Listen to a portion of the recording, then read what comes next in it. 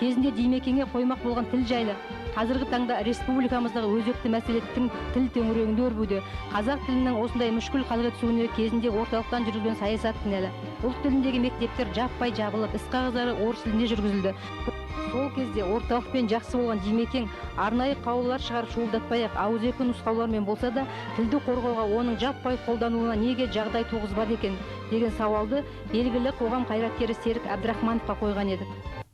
Мынау деген үлкен күрес астыртын жүрді. Үлкен бір дипломатиялық жолдарыменен. Оған енді өте үлкен ақылдылық болу керек. Кейбірде осындайда Димекең шегініп, жаңағындай ұсақпенен неге текетіреске бармай, бірақ әрі келіп тұрған кезде жібермей сөйтіп тұрды. Мысалы дейік әлгі кезінде біздің жерімізді Құрекең кезінде алып алды. Сол Димекең әлгі келіспеуінің арқасында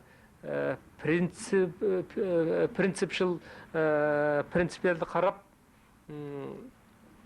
жаңағы жерлерімізге келісім бермей, шешіміне қарсы шығып, бір рет қызметінен айырылған.